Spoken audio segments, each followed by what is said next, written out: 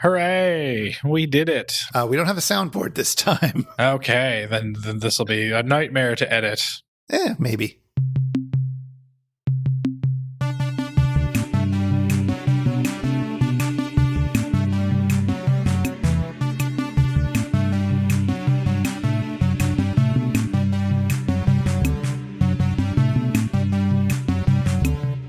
This time we watch Season 4, Episode 12, Hercules and the Captive Women. Or woman. We'll see. So, it's been a long time since we've actually recorded in person. We're in person! Yeah, take that, COVID restrictions. Yeah, we're allowed to do this in Ontario. It's pretty great. So a little while back, we had an episode where you asked us questions, and one of the questions was, do we ever watch the movies together? And I can say this time, we did watch the movie together. So we've done it twice now. Hooray. We've Yay. done it twice. Put that on the bumper sticker and put it on your car. And we are, in fact, in the same room right now. So that's very exciting. Hey, this episode is our special Labor Day episode, celebrating the original dodeca laborer, Hercules. Do you have any Labor Day plans? It's a long weekend. My plan is to do what I've been doing throughout the entire quarantine, as I've been unemployed, which is nothing. Yeah, all right. Yeah, no, it is weird to think about Labor Day at a time when so many people are not working, not laboring. I mean, Labor Day is also usually the start of school season. Is that starting up again soon for you? Yes, admittedly, I will be returning to school the following day, so it's kind of my last hurrah. So I guess if I do have any plans on Labor Day, it's to get blackout drunk. Just what the union activists would have wanted. It's like, well, I want to return to college in a clean slate. I want to forget everything I've learned so that it's a brand new experience for me. That's what they recommend for your final year.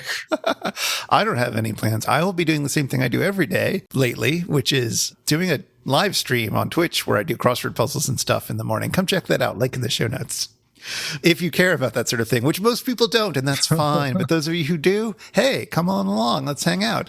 It has no MST3K related content, but it's me, and you like me, right? If your mother or grandmother is looking for something to crochet to, it's perfect. Exactly. We do get a little rude, so only rude grandmas are invited. Yes.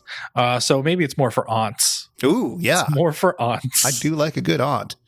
Well, we're recording this just after we released the last episode, so we haven't heard any feedback from it yet.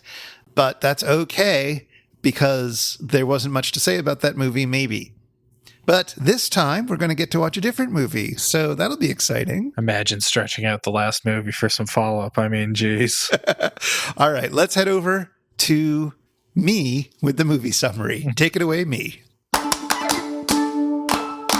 This time we watch Season 4, Episode 12, Hercules and the Captive Women.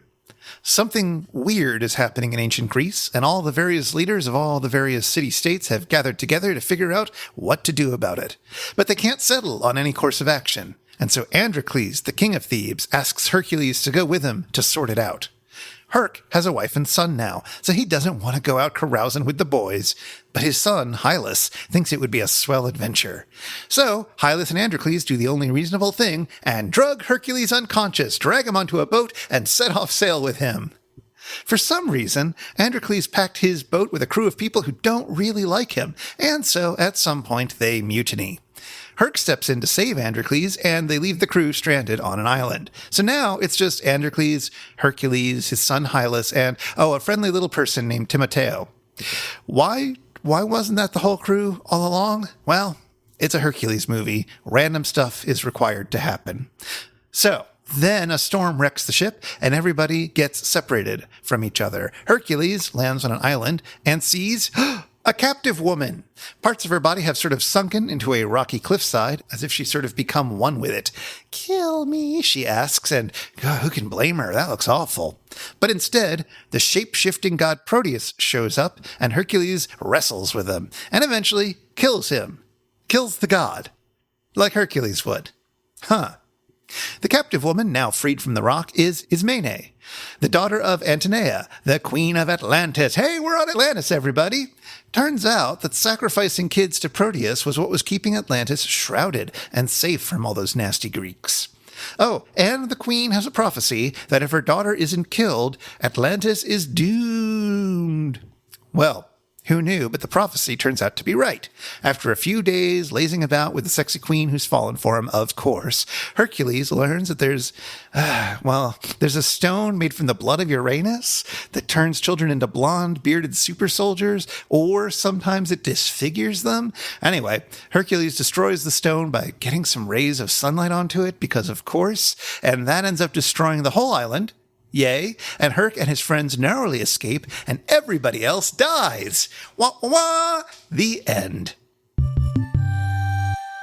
Meanwhile, on the satellite of love, we open with the unthinkable, as Gypsy begs to be let into the theater to riff with the boys. Despite the "but mom" cries from the bots, Joel lets her join them. It won't last, but it's nice to see her there. Parenting, appropriately enough, is the theme for this week's Invention Exchange. Joel invents the Womb Mate, a Walkman with headphones big enough to go around a pregnant belly, thus allowing new parents to select a series of tapes to inspire their child to reach astonishing heights based on their selections. Personally, I think Tom has the right idea by throwing Nazareth's Hair of the Dog in there. In Deep 13, Dr. Clayton Forrester has just returned from a retreat on learning to trust, so this week's invention falls to TV's Frank. He's created a baby seat for push lawnmowers, but Clayton won't let Frank use any of the babies from the Deep 13 daycare. Given that Frank handled this one, that's probably for the best. Segment 2 is dedicated to the noble art of the roughhouse. Crow asks if there's such a thing as good-natured brawling, and the Mads briefly think they've won as Joel, Tom, and Crow attack each other. Turns out a little good-natured stage fight is good for the soul. See what the boys do when Gypsy's not around?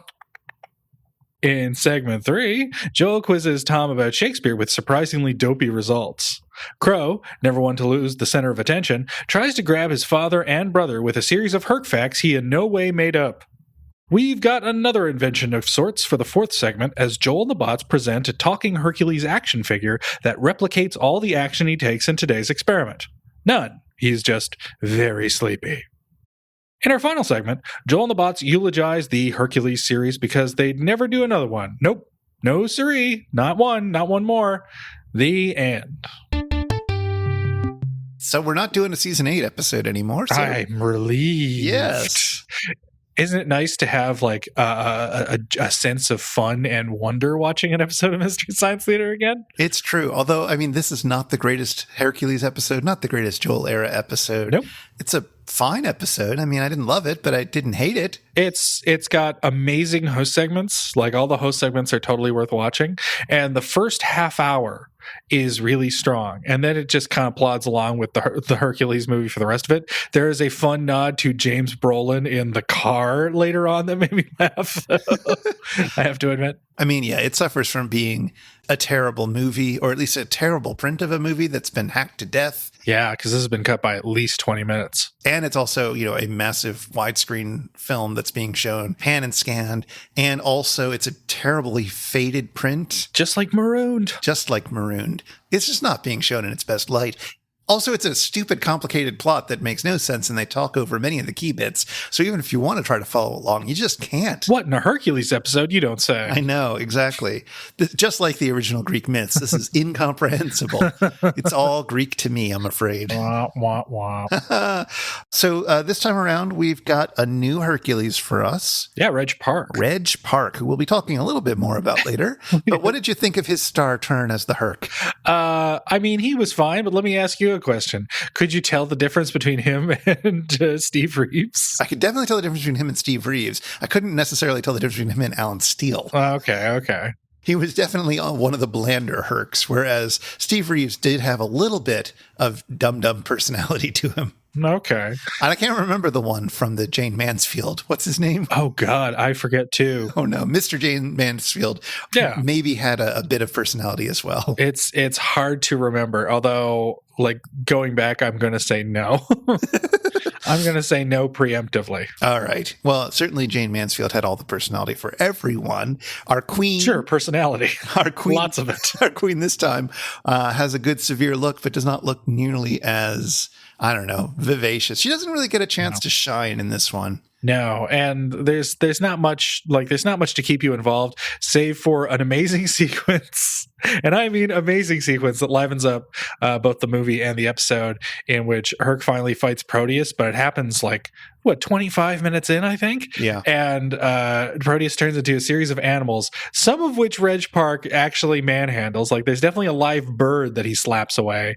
But for the most part, it's him like wrestling with stuffed tigers and an adorable horned monster. It's real good. It's given me real flashbacks to Gamuary, let me tell you. Baragon lives. Well, more on that in a bit. What did you think about the other big baddie in this one? The army of super soldiers, the blonde bearded super soldiers. I got real excited because while I was reading along with your summary, I misread that as blonde super spiders. Oh, yeah, that would have been fun. I thought it was like, oh man, blonde bearded super spiders. That sounds like a treat, a rare treat. But no, it's like that's the downside is that had the movie closed with that fight with Proteus, I would have had a lot better feelings about the movie. Sure. But you don't end with your best bit.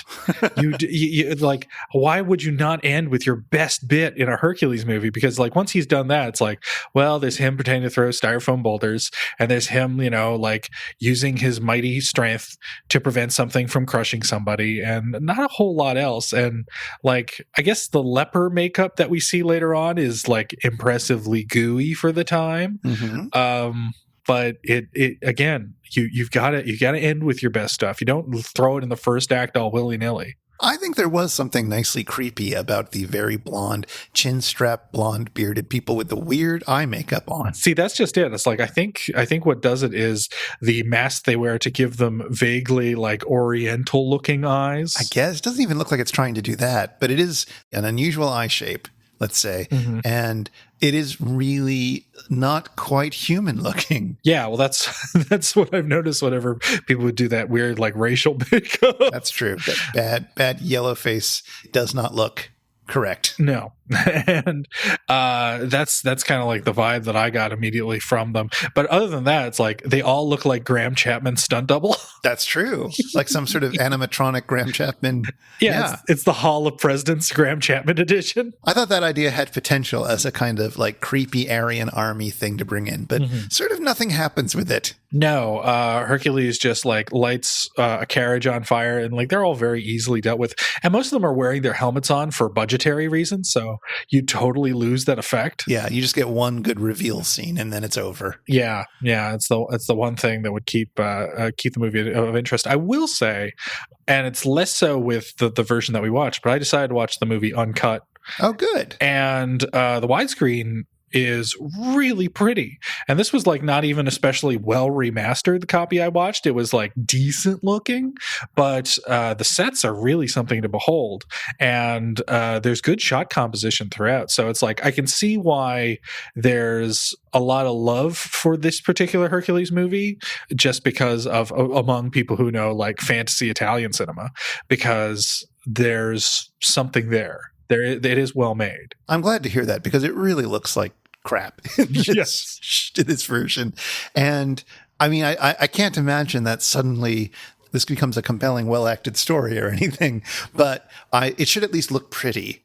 And even if the colors aren't as good, because I don't know, I didn't get the sense that with the colors restored, it would look that good. No. But I'd like to think that the composition at least was good. That's a thing that these movies should be able to do. Yeah, I can see this being like an epic, but not an epic that you want to see on TV. I mean, I knew that when we saw in the credits that there was Super Technorama was one of the things that was mentioned. I was like, oh no, this is going to be Ilmed in Anavisio. Exactly. So of the Hercules movies that we've done so far, how do you rank this one? I know this is going to sound crazy, but I think I liked Hercules Against the Moon Man best. I really like the other Hercules movie that we did that I can't remember. Hercules Unchained? Hercules Unchained. I really like that one. There's a lot of riffs that really stick in my head there, but certainly Hercules Against the Moon Men is better than this. Yeah, and it's a much more exciting movie. It's a weirder movie, and it also gave us the beautiful Deep Hurting and Sandstorm. Exactly. Although this gave us Gypsy in the theater, which we'll talk about later. And by the way, Gypsy's going to come up a lot in this episode. And warning for Gypsy. Well, warning for, her name being problematic. And, and while they've sort of retconned it now and going forward, she may have different names. It's a little tricky to figure out how to talk about it. So just, if you have an idea and you are affected by this potentially offensive name, write in and give us suggestions for how to deal with it. We are all ears. In the meantime, we're just going to acknowledge the problem and then deal with it, I guess. Yeah, I mean, there's nothing we can do. The episode is 20 years old, and we got to talk about it. Closer to 30, but yes. Yeah. Oh my God. I don't want to deal with that realization. So this originally had a different name. Yeah. This was not the Hercules and the Captive Women, which makes a lot of sense because there's only one. There's theoretically, I guess, a few more, but you only really see one captive woman in it. Yeah. And why didn't they go for like a much more like scintillating title, like Hercules in the Land of the Lepers? Yeah, or even Hercules and the Captive Woman is a more interesting title, I think. I misread it, and I initially thought before we rewatched it that this would be Hercules against the Captive Woman, so I just got this great image of Hercules beating up a lady who's tied to a chair. I mean, it's not beyond him, let's put it that way. So no, this was originally called Hercules Conquers Atlantis. Mm-hmm. Which is a name that fits because this is taking place largely on Atlantis. And isn't that a more exciting title? Hercules Conquers Atlantis? Well, not if you're trying to sell Hercules movies as movies with ladies in them. I suppose so, but it's like, well, then do you call it Hercules Conquers the Queen of Atlantis? Yeah. No, that's how is you better. do it. That is better. What do you know about Atlantis? Do you know a lot? Well, you're lucky because, as someone who comes from the tip of Atlantis in Newfoundland, that's where what was always been said. In fact, the myths and legends of Newfoundland is that very island is all that remains of Atlantis, as the information that was given to us by such flying superheroes as Captain Canada and Captain Newfoundland. Yes, I think we've talked about this before, but we may as well go over it again. It's a tale as old as time, or at least as old as the 50s, and it deserves to be remembered. So where does this idea that Newfoundland is the tip of Atlantis come from? It's part of Captain Newfoundland's origin story, which is why he's alternately known as Captain Atlantis, and that apparently, like the last remaining vestiges of Atlantis's wisdom and all of its beauty is, of course, located in Newfoundland, which is remote and hard living. And so you have to come up with some kind of reason to stay there. Well, and Atlantis was supposedly, at least right before it sank, it was supposedly very mountainous, very hard living in many ways. So it does sort of fit the description. Maybe it's not wrong. That's true. And given the many songs that we know about from Atlantis, which have been collected as jigs and reels. Right, exactly. All translated from the original Atlantean. Mm-hmm. So where do you think Atlantis, the idea, comes from? Well, doesn't it come from Plato? It does. Yeah. This is the thing that a lot of people maybe don't know or don't understand, because you'll see that they decided that Hercules could just go to Atlantis as if it were part of the mythological tradition, but it isn't really, or I mean, it's complicated and we don't really have all the information, but it's not a place that Hercules would have gone to in the legends as they're passed down to us. No, it's totally the first citation we have of it for sure is in two dialogues by Plato. Dialogues, Plato wrote philosophical dialogues. That's how most of his writing comes down to us. And in the Timaeus and the Critias, there's a guy named Critias in both of them, and he talks about what he's heard about Atlantis. I'm a much bigger fan of Critias 2, the main course. I would read that. I would read that book of philosophy. Just avoid Critias 3. You are what they eat. So Atlantis, do you know what it means? Oh, no, I don't know the nature of it. It was the island of Atlas. Oh. Atlantis is just the Greek word for atlases. It's just like a possessive form of a genitive form of it for the nerds out there. So what you're saying is that, Atlas had the choice of being an island, and given that choice, Atlas shrugged. Yes, well, Atlas had an island anyways. And Critias, we're told, learned of Atlantis while going to Egypt. This is something that is mentioned in the Platonic dialogue. Mm-hmm. And we do, in fact, have some references, I believe, in old Egyptian stuff to the myth of Atlantis, or something that reads a bit like it. Okay. So there's some possibility that it predates Plato in Egypt. There's also a few other Greek things that predate Plato that sound a little bit like it, but it really solidified with Plato. And Aristotle, who was the student of Plato and later became kind of a thing himself, he also wrote that Plato had invented it as a political allegory, because Atlantis in this story is somebody who 9,000 years before Plato's time, which is to say about 11,000, 12,000 years before our time, they were an enemy of Athens, and they attacked and then lost. And then, got destroyed and got sunken beneath the sea. Mm-hmm. So, yeah, that's the story. Obviously, the story has changed a bit since then, because throughout the later classical period and the Middle Ages, people really weren't sure whether this was based on a true story or not. Mm-hmm. Arguably, people still aren't sure whether this is based on a true story or not. Well, I was wondering what exactly, like, the general sense of whether or not Atlantis was real was. I mean, I think most scientifically minded people are pretty sure it's not real. No? There's no such thing as Atlantis, but I come from the tip of Atlantis. Well, there you go.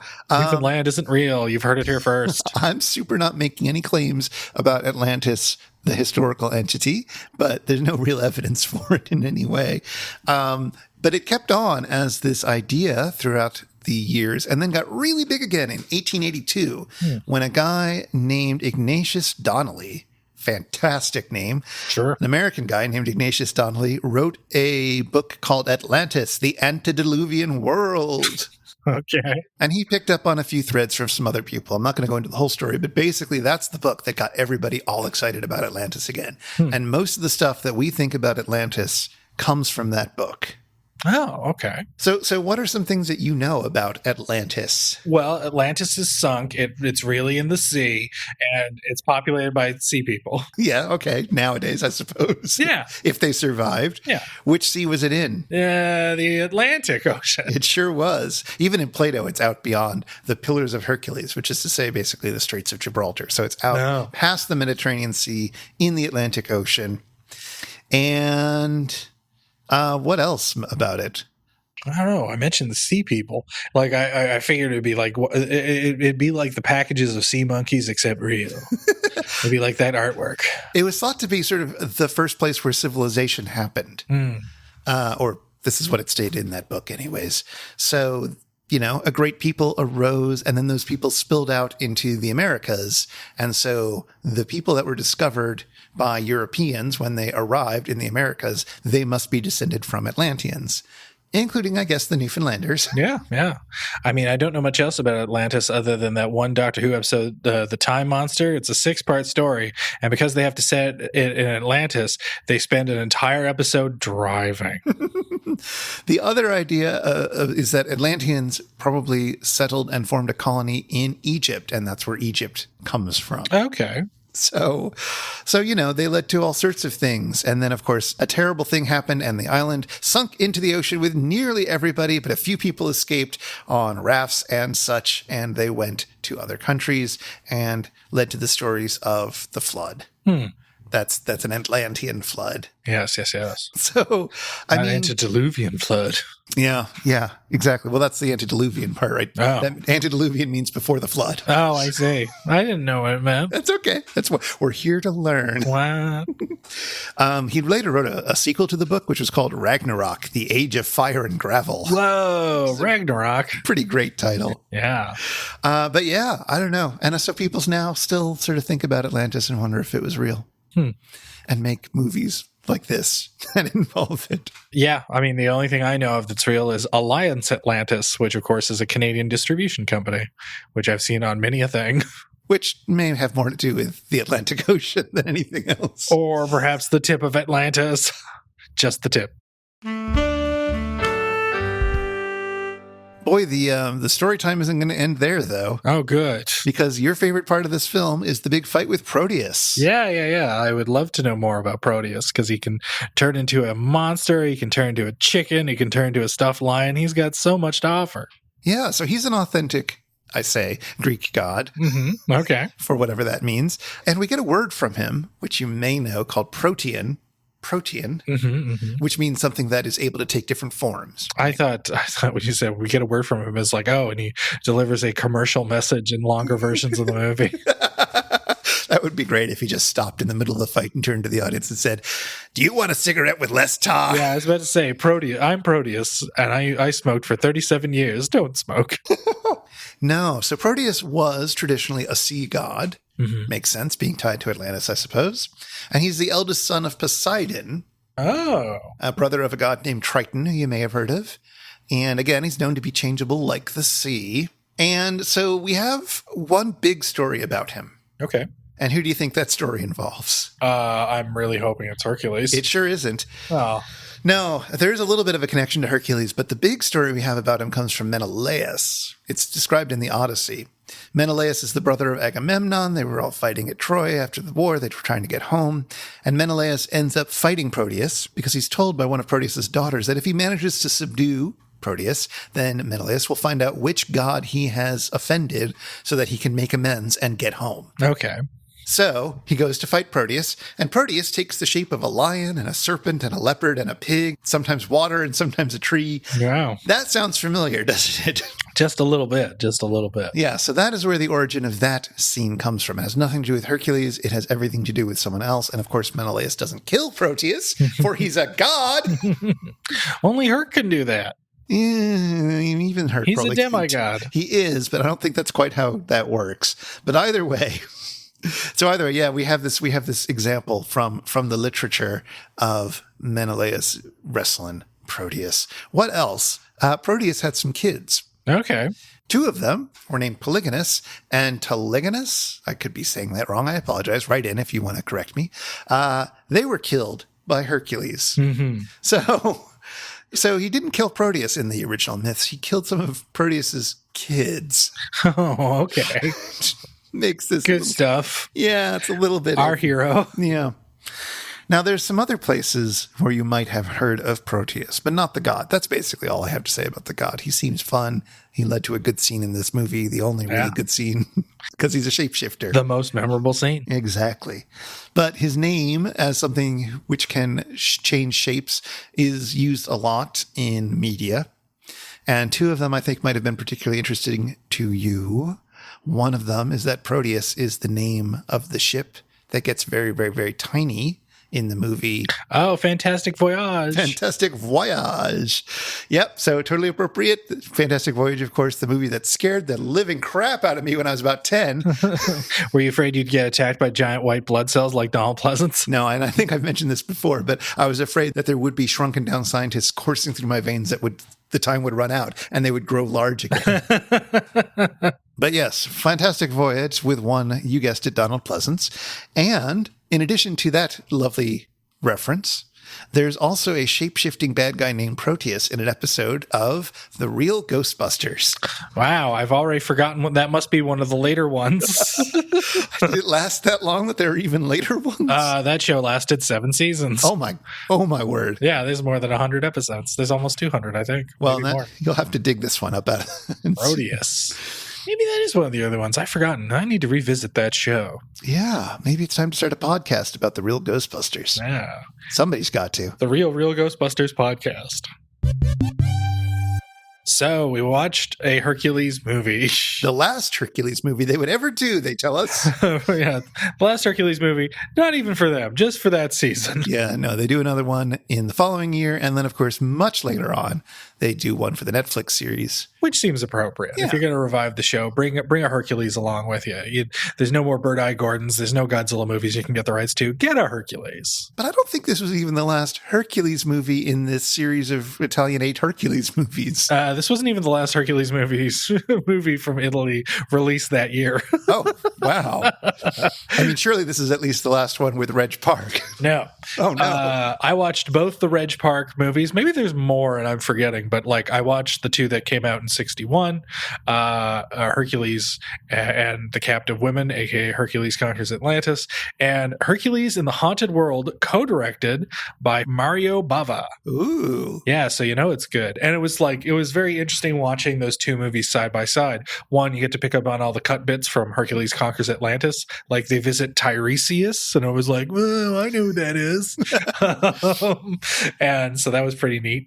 Get to see what got cut in those 20 minutes. But in Hercules in the Haunted World, even though it's the lower budgeted Hercules movie, because it's Bava, it's actually the more striking Hercules movies and probably the nicest looking one of all.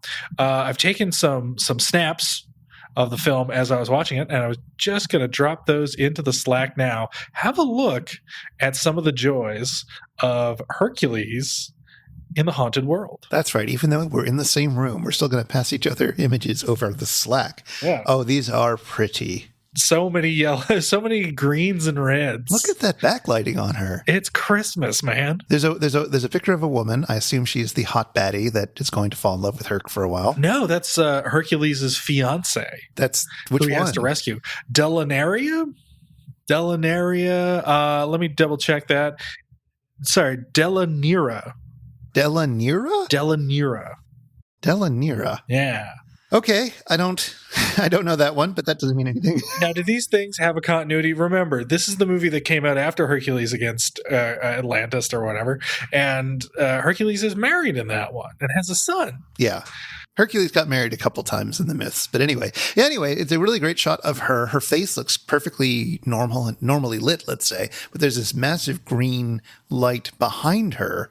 And it leads to, I don't know if you call that rim lighting or whatever, but there's a little aura of green around her gold hair. Yeah, it's like she's got a green shadow. It's terrific. Fantastic. Yeah, looks very Mario Bava from what little I know of his work. Yeah, and the whole movie looks like that. And of course, it's got a great plot. In order to rescue Delanira from Christopher Lee, who plays someone named Lico. Didn't Peter Gabriel write a song about him? I thought that Lico sang with the Velvet Underground.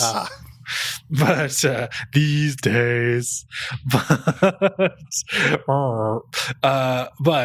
yes, essentially, Delanira has become enchanted by Lico and the cosmonauts, and essentially Hercules has to get his ragtag group together in order to go into Hades. Okay, and the weird thing is that like immediately, you are given a bit of a formula for these movies in that you have Hercules, you have the younger Hercules who's going to do more things. Right. And then you have the comic relief guy. And initially, that was in the previous movie, that was Hercules and Hylas. Right. And, Hylas' son. And then Telemachus. Right? Timoteo. Telemachus, is the comic relief in this. He's not a little person. He's just a balding guy. Right. But that makes him no good at anything. I think Telemachus was in one of the other Hercules movies, but I can't remember. They're all bleeding together. Yeah, they're all one never-ending beefcake. And essentially, he has to rescue them. They grab a golden apple from the Garden of Hesperides to enter Hades, and that's just an excuse for the movie to kind of go wild visually. I later found out in the States that a lot of Los Angeles repertory theaters will have late-night showings of Hercules in the Haunted World just because it is so visually gorgeous. And It's probably the quickest and least boring Hercules movie I have ever seen in my life. That seems like a low bar to get under. Yeah, take that, Disney's Hercules. Oh! Hey everybody, it's time for the Shallow 13. It's time for the Shallow 13, a Triskaidecalogue of facts for the dodeca laborer Hercules and the captive women. Go, Adam, go! The animated opening credits end with a map of Greece and some off-screen narration. These animations were created specifically for the English language dub of the movie and come courtesy of Filmation Studios, best known for their later Saturday morning fare like He-Man and the Masters of the Universe, Star Trek the Animated Series, and Fat Albert. If the film looks cramped, don't blame the filmmakers. Hercules Conquers Atlantis was shot in Technicolor in 70mm Super Technorama by veteran cinematographer Carlo Carlini and is described by Howard Hughes' Cinema Italiano no, not that Howard Hughes, as one of the most visually sumptuous epics of the 1960s that holds its own with its Hollywood contemporaries. Well, maybe, but suffice to say we're not seeing the film at its best here. And now a micro-scorner. While there's nothing much to report on Armando Trovaioli's original score, it suits the film just fine. The US version enlisted Gordon Zoller to replace much of the score, so he filled it up with stock music the Woolners had access to. Notably, there's a few appearances of Universal's Creature from the Black Lagoon theme sprinkled liberally throughout the movie. The same 3 notes that inspired the Scorner theme. You know, one of these days we'll do a full-length Scorner again. But we're not done with Zoller yet. His other MST3K credits include The Phantom Planet, First Spaceship on Venus, The Human Duplicators, and Women of the Prehistoric Planet. So, yeah, we're not done with Zoller yet. We're also not done with Hugo Grimaldi, who edited the English language version of Today's Experiment. Grimaldi also edited The Phantom Planet, First Spaceship on Venus, and The Human Duplicators.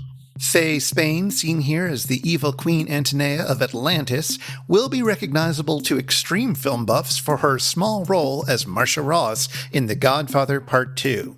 That was her final film role, but wow, what a way to go. Reg Park, our beefsteak Herc, was, you guessed it, an Englishman. He was a bodybuilder who was crowned Mr. Britain in 1946 and then won Mr. Universe in the 50s a few times, much like Donald Pleasance, and later served as a mentor to Arnold Schwarzenegger. And his actual voice can be heard emceeing the Mr. Universe and Mr. Olympia contests in the film Pumping Iron. Because no man could match the muscular physique of Reg Park, the actor had to do all his own stunts. And apparently he ended up fairly bruised after lifting, some styrofoam rocks and stuff. Poor little Herc. When a tree bursts into flames, Tom offers this riff. Well, that must be that Moses character I've heard them talk about so much lately. What's interesting about the riff is its connection to our Lord and Savior, Gamera, as Tom is mimicking the cadence of the old drunk from the original Gamera, who's heard so much about those flying saucers lately. When I watched this episode, I noticed for the first time that the 3 lights on the console of the Satellite of Love, the ones that light up for movie sign or commercial sign, are colored red, purple, and yellow, which is to say the colors of Tom, Gypsy, and Crow. Have they always been these colors?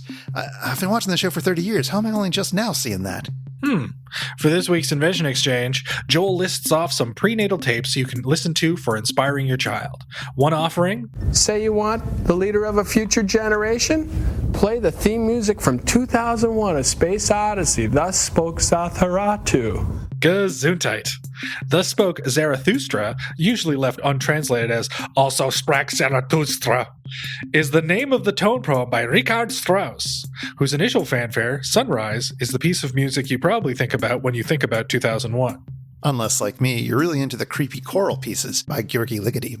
Anyhow, Strauss's tone poem is based on Nietzsche's philosophical novel of the same name, in which Zarathustra, named after the founder of Zoroastrianism, who in English we usually call Zoroaster, anyway, a guy named after him wanders around, gives speeches, and it's all very philosophical and doesn't really have a plot. But I guess this is what Joel's getting at with the whole leaders of men business. On the other side of the Invention Exchange, Frank and Dr. Forrester are still providing daycare services as seen in episode 306, Time of the Apes, which we discussed on It's Just a Show, episode 28. Check it out, but that's time! Well, there was a lovely, lovely special thing happening in today's episode. Yeah, we saw a Hercules movie. Yeah, that's not so special. We did that a bunch of times before. Check out the last couple of years of It's Just a Show at itsjustashow.com. No, what I'm talking about is that someone came into the theater for the first time today. Scabies! Scabies is the more culturally sensitive name that Gypsy sometimes goes by. It could work. Come on. Although I expect royalties for that. Cough him up, Joel Hudson. So yeah, Gypsy joins in the theater for some riffing. What did you think of this? I thought it was great. I mean, it's kind of a mixed thing because on the one hand, it's great to get more Gypsy. Gypsy is lovable, but on the other hand, she covers up way too much of the screen, and that's why she's got to go. I suppose so. This is the first time we've covered an episode where someone unusual ends up in the theater, right? I think so. Yeah, because we haven't done the one where Mike and the bots switch places with the Mads, or the one where Pearl ends up riffing part of the movie. I don't think so, no. Of course, Gypsy shows up in the movies for the Netflix series when she pops in every once in a while, gets one joke on her. And then she comes in and then leaves.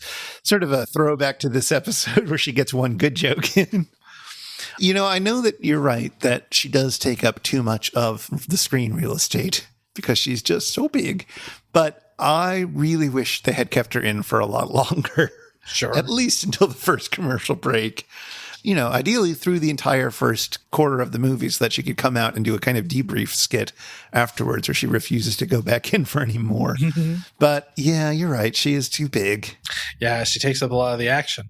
It's like you're at a disadvantage with like Hercules movies because one, they were shot widescreen, so they've been pan scanned, and they've been dubbed into sometimes an unforgiving other language, and then they've been recut to fit Mystery Science Theater. So you need to get as much information as possible in order to be able to follow the movie at all. Yeah, no, that's true. They don't really care if you follow this movie, though. They're talking over anything that would give you any clue as to what's going on. Yes, but otherwise you end up in this weird fugue state where you're like listening to jokes but don't understand the context. I suppose so. They still could have figured something out. I don't know. Maybe not. But how did you think she did in the theater? I thought she was adorable. Her stuff was definitely on par, if not better, than Joel and the Bots during the KTMA days, which is the only fair way to treat Gypsy for her very first riff. Although she is seen in the opening credits of the KTMA era, so it was not unfathomable to have her in the theater. That's true. I also think about this scene as being a kind of... Is it making fun of the audience? I don't know. It's this idea that a lot of people who watch the show, who are fans of the show, might think, oh, I wish I could be in the theater with them. And then Gypsy gets to be the bit of the stand-in who comes in, and then it's much harder than it looks, is the thing that they're trying to get across. And Gypsy, who is the smartest bot on the ship and possibly the smartest person on the ship, except that she's addled by taking care of the higher functions of the ship. Exactly. Has a real rough time of it because she's not practicing it because, she just isn't ready. She hasn't been trained like Mike got to be trained before his first time in the theater. She's not a grizzled veteran as Joel and the Bots have come to be. Exactly. But like you, dear viewer, who wants to join in like this, it's going to be much harder than you imagine. Yes, as anyone who's ever tried to do a riff will know. Yeah, there's a reason we haven't done that. No, it'll never happen. I don't think it will. No. I mean, it can be fun, and you can definitely have some good moments riffing along with friends, but you will at best, be on par with a KTMA episode at best. Have you ever tried to do it? Yeah, of course. I think we all have. I mean, I've certainly done it with friends. Yeah. Same here. And I remember once myself and a friend were like thinking about recording audio commentaries, pre-riff tracks, which seemed like a really valuable idea at the time. And the idea of doing it in a Mystery Science Theater 3000 way. And we didn't write anything down. So after about half an hour, we ran out of things to talk about. Oh, no. When I was young, 18 or 19 or something, I was hanging out with my then boyfriend, and he had some other friends over, and he decided to put on The Silence of the Lambs. Oh, good. And yeah, exactly. Totally a good hangout movie. But I also was in no mood to see it, so I just started riffing it a lot. And we got about 5 minutes in before he finally turned it off and was like, nope. Done. I had a similar experience being shown The Usual Suspects for the first time. I found it to be a little goofier than everyone else. Did they appreciate your joking? They did not. Oh, dear. I was also told I ruined the movie Independence Day in grade 7 because I wouldn't stop riffing it because I had just discovered the show. And let me tell you something. You can't ruin something that came pre-ruined. It's already a goofy, funny movie in that sense. It's not even funny. It's just bad. I remember finding it very silly, but I haven't seen it since way back in the day. So who knows? We promised the people last time that we were going to do a segment about captive women. Okay, so we've got the most famous captive woman of all, a Princess Peacha, aka Princess Toadstool. I can't think of too many others who are constantly getting captured. Maybe Dale, Flash Gordon's girlfriend, probably gets captured a lot, but I'm only familiar with Flash Gordon the movie. I think there's a trope of women in general getting captured. And what was it? Nell, who Dudley Do Right is always saying. Oh, yes, that's a good one. I'll save you now. So there's that, See, that's just it. That's what's interesting about growing up in the horror genre is that it's often women who need saving, but they ended up saving themselves. Unless Donald Pleasance is afoot. I'm looking over the TV tropes page for the damsel in distress to see if there's anything interesting there. And I mean, there's obviously a long list of things, but nothing quite like what I'm looking for this, of somebody who gets taken again and again and again in the way that Princess Peach does in the Mario series. Yeah, that's usually it, because the games I played didn't really rely on princesses. Sonic never rescues a princess. Castlevania never rescues a princess. Johnny Castlevania. Mega Man, of course, princessless. Well, you know what? Here's the thing. We promised this before we found out that there weren't really any captive women in this movie, except for one who quickly gets freed. Yeah, she's found and freed in the span of 5 minutes. I forgot all about that when we were talking about it.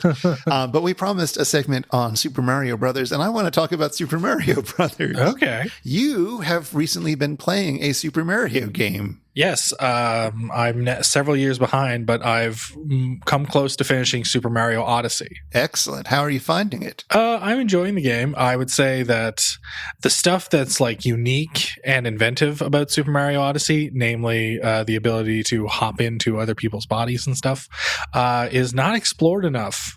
It's something that you barely do, and it's like one of the most fun things in the game to do. And I would also say that like the really novel environments, such as the first level and New Donk City, are like kind of few and far between like more generic. It's like, this is the ice level, and it's like those are kind of the problems. But is the game fun? Yeah, the game's fun. There you go. Is it your favorite of the Super Mario games? That'll always be 2. 2, of course. You're a 2Z. Mario Brothers 2 is the best one. In fact, in all the video game series, it's the 2 that wins out. Your Castlevania 2, your Mega Man 2, your Sonic 2, all Link, the Legend of Zelda 2, all the best.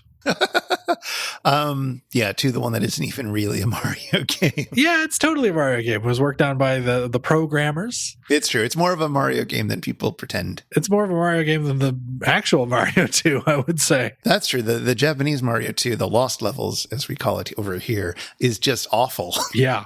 It's just a bunch of hard mode levels, and who needs that? Yeah, it's like, how would you like to play the game you love, only now it's been made like unbearably frustrating? It's like, I don't know, man. I know there's like a certain kind of gamer out there who loves just being frustrated and overcoming those frustrations, but that's not me. No. That's not what you want from a Mario game. I don't even know what I want from a Mario game. My favorite Mario mainline game is the original Super Mario Brothers. I think it's still the most beautiful. Okay. Beautiful is an interesting word. I mean, I think later ones tend to get really sort of gaudy and out there, and you know, you can take your Mario 64s and shove them. That's just an ugly game. It is so bad. I mean, I've never played it because it looks awful. Yeah. That's reason enough not to play it. It plays better than it looks, but it looks awful, so make of that what you will. But I also find Mario Brothers 3 and Super Mario World to be not so great looking either, compared with the simple elegance of your original Super Mario Brothers. Oh man, see, that's where we differ, because it's like, I love the extra beauty and detail, and I think they really nailed it with Mario 3. It's one of the best looking NES games of all time. I mean, I don't hate it. Let me make that clear. I've spent many an hour playing it when I was a kid. Oh sure. But in my wizened old age, I now look back and think, no, 1 was correct. I do like that in Mario 1, you can't really tell where his nostril ends and his mustache begins. Yep. That's part of the fun. That is the fun of the game, not the stomping on Goombas. No, just the art choices. Did you ever care about the saving the princess aspect of it? I mean, I guess not if number 2 is your game. Yeah, you don't save the princess at all. And I always thought that was the way to go, was to make the princess a playable character. I always thought that was like always the way to go with video games, is you add new characters and you twist the dynamics. So the very fact that you are, jumping vertically rather than going like a horizontal route in Mario 2 was interesting to me. And I was like, oh, Mario 3 will totally reinvent the wheel. When in fact it's like, oh, they just sort of tweaked the first game a lot. And Yeah. add more power-ups, which is kind of a shame. It's like the very fact that you had all these different players, and the princess was the best player to have because she had the great floating jump. Absolutely, especially if, like me, you had the game genie and you could enter the code that allowed you to float infinitely. Oh, I see. You could skip over most levels that way. Yeah, no surprises there. And weirdly enough, that's what I wanted out of my video games, to be able to basically not play them. No wonder you like Mario 1 so much. Hey. But yeah, I don't know. It's this weird thing where the trope of the princess in distress feels so like obligatory and necessary, like that's the motivation, but it isn't motivating at all, and it's very sexist. Yeah. You don't get a lot out of it. And besides, that's one of the reasons why I always liked Sonic games more than Mario games, is that like I just jived with the message that you're saving the environment and saving animals. Yeah. It's like there's something kind of sweet about that. There's something great about the lack of a princess to rescue. And in fact, that's probably something that Nintendo was aware of early on when they probably created the character of Samus and had the surprise reveal that Samus is a girl at the end of the game. And if you're very good, a naked girl. Well, she's in a bikini. She's in a bikini. She's in a still, bikini. Pixel-wise, there's not a lot of difference. Well, I suppose we have done our Herculean bouts for this episode. Chris, do you have one last thing to say, one final factoid about this particular experiment for us? Yeah, I do. There's a moment in the movie where a woman is seen briefly with a snake around her, and I don't remember exactly why, and I don't remember who makes the riff. I forgot to write that down. But somebody says, oh, she's doing her Nastassja Kinski impression. Oh, yes. Do you know what that's about? No. Well. Wait, does it have something to do with cat people? No. Okay. What is Cat People? Cat People is a remake of the 40s movie, the same name. That was a great little horror movie, and it was updated accordingly for the 80s with Nastassja Kinski in the lead role. Her and Malcolm McDowell.